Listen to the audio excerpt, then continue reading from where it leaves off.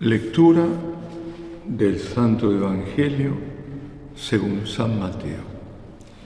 En aquel tiempo, al ver Jesús el gentío, subió al monte, se sentó y se acercaron sus discípulos, y abriendo su boca les enseñaba diciendo: Bienaventurados los pobres en el espíritu, porque de ellos es el reino de los cielos.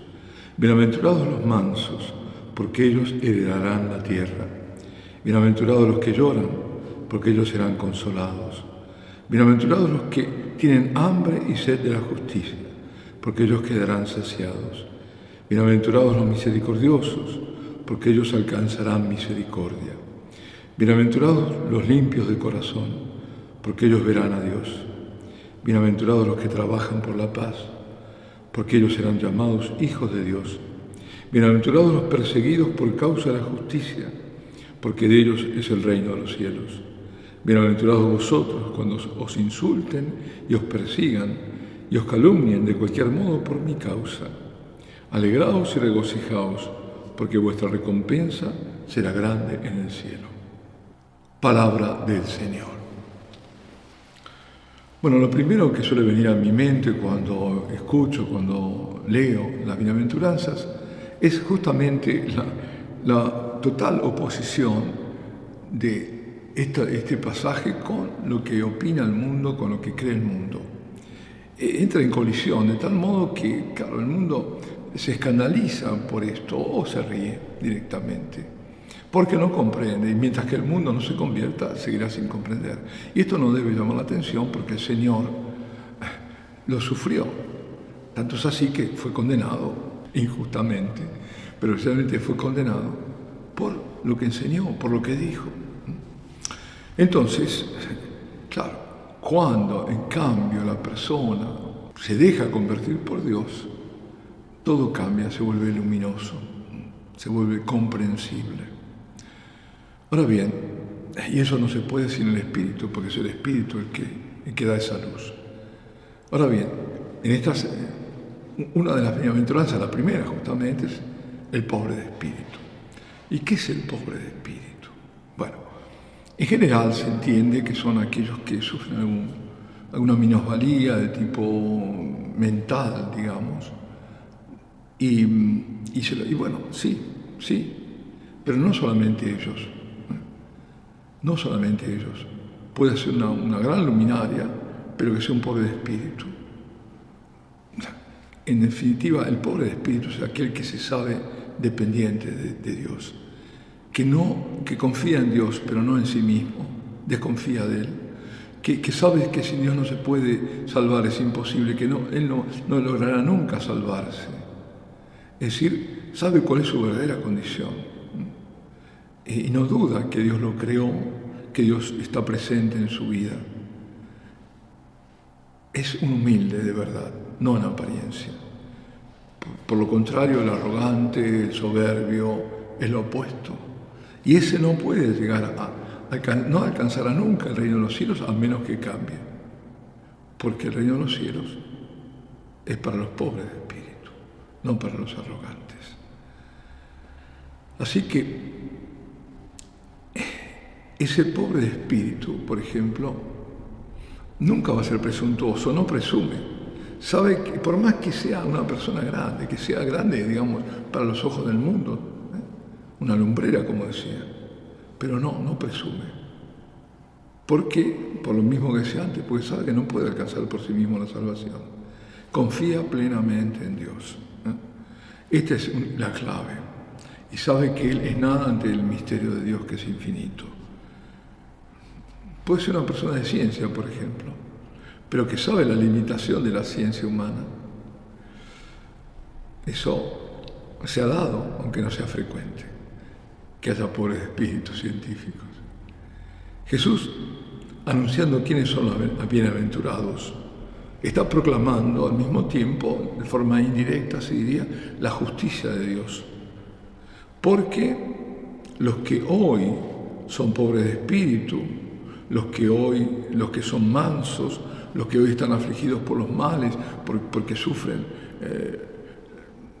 los poderes de este mundo, los que padecen, los que son avasallados, los que anhelan la justicia, y no la encuentran en esta tierra, los que manifiestan en sus obras misericordia, la gente de paz, que obran la paz, que buscan la paz, los verdaderamente pacíficos, los que son perseguidos porque defienden la verdad, porque buscan la verdad, porque siguen a Cristo, porque son fieles a Cristo. Todos ellos van a recibir su recompensa, eso es lo que nos dice el Señor. Es decir, hay una hora de la situación de cada uno y hay un futuro, pero un futuro que es la eternidad, y en el medio está la justicia de Dios. Nos olvidamos muchas veces que en este mundo pasamos y que en el momento de la muerte vamos a presentarnos ante el tribunal de Dios. Y ahí esa justicia inapelable. Y lo mejor que nos puede ocurrir es haber sido, entre otras cosas, misericordiosos, humildes, pobres en el espíritu, misericordiosos, para obtener misericordia. La Virgen, la Santísima Virgen también, ella proclamó las bienaventuranzas en el Magnificat cuando alaba a Dios. Y alaba porque ha reconocido la humildad y la humillación de su sierva. Y lo alaba porque Dios enaltece a los humildes, mientras dispersa a los soberbios. Colma de bienes a los hambrientos y a los ricos los despide vacíos. Es como un contrapunto, cosa que no está en San Mateo, está en las bienaventuranzas nada más, pero en San Lucas sí hay un contrapunto. Primero los aventurados y después ay de aquellos, ay de aquellos ricos, ay de aquellos soberbios, etc. Lo mismo pasa, en el Magnificat. La Virgen le había dicho, recordemos a Bernadette Soubirous, ¿no? Te prometo hacerte feliz en el cielo. Es decir, la promesa no era para esta tierra, sino para una eternidad, y de eso está gozando la magnífica Santa Bernadette. El Salmo es el Salmo 145, en el cual dice que el Señor hace justicia a los oprimidos, da pan a los hambrientos, libera a los cautivos, así como también da el sustento a los más débiles y cuida a los peregrinos. Y la antífona es justamente la primera bienaventuranza de dichosos los pobres en el espíritu, porque de Dios es el reino de los cielos. La primera lectura es la del profeta Sofonías, todos están en la misma línea, porque Sofonías exhorta a los humildes a buscar al Señor. Los humildes, los pobres, son los que confían en Dios. Los pobres, de nuevo, hay que recalcar que estos pobres, no como lo quieren hacer entender ciertas ideologías que no es teología, que son categorías sociológicas o categorías políticas o económicas, no. Es el pobre que es la disposición ante Dios, aquellos que saben arrodillarse ante la divina majestad y todo lo esperan del Señor. Ahora, entonces, ¿qué nos está diciendo en la palabra del Señor este día de hoy? Que Dios todo lo ve, que Dios todo lo sabe y que a su justicia nada le escapa, nada. ¿No? Esa justicia que no la vemos a veces en la tierra y por eso algunos se escandalizan, pero Dios es justo, de eso no nos debe caber ninguna duda. Y nos dice también que bienaventurados somos nosotros cuando comprendemos todo esto, cuando nos abandonamos en Él, cuando trabajamos en nosotros para ser pobres en el espíritu, para ser humildes verdaderamente, para ser mansos de corazón, para ser gente de paz y para ser fieles seguidores de Cristo. Ahí está la clave. Es decir, lo importante, y eso también nos dice esta escritura, está más allá de las apariencias. La realidad profunda a veces es contraria incluso a esas apariencias.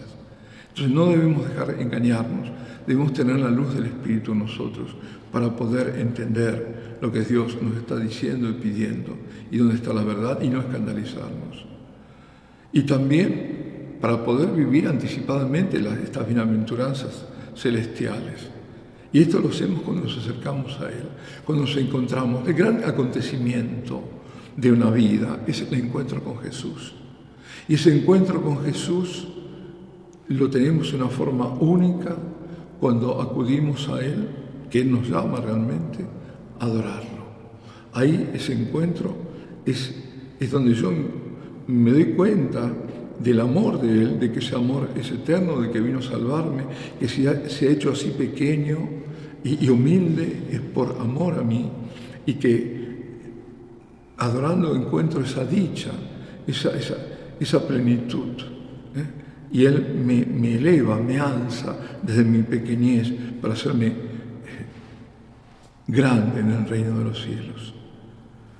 Dichoso soy cuando, agobiado, con miedo, según lo prometió, yendo a Él, recibo consuelo, recibo alivio, recibo fortaleza, recibo respuestas a mis problemas, a mis inquietudes, a mis angustias, a mis preguntas. Dichoso soy cuando lo adoro, porque, como digo, recibo esa paz, la paz inmensa que me da el Señor, el resucitado. Y dichoso cuando respondo a su llamado, cuando lo busco, oculto en una hostia, y lo encuentro. Dichoso porque encuentro la palabra donde Él me habla, y lo encuentro en mi silencio adorante. Y esa palabra me sana, esa palabra me protege, esa palabra me acompaña, esa palabra me guía, esa palabra me instruye. Porque la adoración y la palabra de Dios van juntas, es Él, es Él. Este Dios tan cercano que tanto me ama, que me envuelve en su paz, en su amor. Dichosos somos nosotros en cada momento de adoración. Cuando el Señor nos llama y nos llama a adorarlo, nos está invitando a la dicha, a la bienaventuranza, a la paz, a la alegría del corazón, al amor, al don de Dios. El don de Dios para este tiempo. Y en eso, fundamentalmente, la adoración perpetua es un don de Dios para este tiempo. Me llama a la protección y a las gracias que me tiene reservadas. Alabado sea Jesucristo.